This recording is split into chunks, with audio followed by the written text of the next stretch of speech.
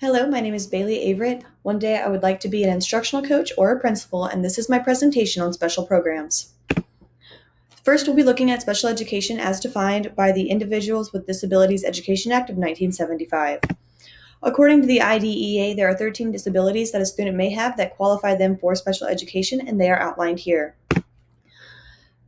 So students qualify for special education services if they have one or more of those disabilities, the disability impacts their educational performance, and the student's needs cannot be fully addressed in general education settings without any support. This does not mean that these students must be in special education classrooms. This simply means they must have support such as accommodations. So what does special education provide? According to the National Education Association, these are the main services that special education can provide to students. It is imperative that both teachers and special education teachers fully understand all of these. So the staff members that are going to be included in special education are outlined in the IDEA. They are a district representative, which is normally your administration, both general and special education teachers. Normally there are other people such as caseworkers or therapists if they're included in the student's IEP, and there's also a diagnostician or a specialist who evaluates the student and their disability. So the resilienteducator.com states that general and accommodated curriculum can be purchased and used with special education students. Accommodated curriculum may include that which has visual or auditory accommodation supports in it. Interventions are done when students are not meeting their goals as specified in their IEPs, which are normally in math and reading. Their progress is tracked and documented, and if students are not meeting those goals, then interventions occur. Some instructional approaches that you may see with special education students are small group instruction, reading text out loud for them, and differentiating levels of instruction. With monitoring and evaluation, it is imperative that teachers and special education teachers collect data and student work samples, frequently analyze this information, and see if the students are meeting the goals set in their IEPs. Common mistakes found in special education are not documenting accommodations and not developing relationships with parents. To remedy this, first of all, teachers need to create a system to quickly and accurately track accommodations used. Some schools have systems that you must use. Others allow the teachers to make up their own systems. If you are allowed to make up your own system, it needs to be accurate and quickly done, and it must be done at all times because this is a legal responsibility that you have as a teacher. Secondly, parents are the biggest advocates for their students, so you need to build a positive relationship with them so that they know that you have the student's best interest at heart and you're willing to work with them and the special education teacher to make sure that their child is academically successful. We are now on to Section 504 of the Rehabilitation Act of 1973. So the children that are served by Section 504, according to Social Work Today, are those with a physical or mental impairment that interferes with one or more major life activity.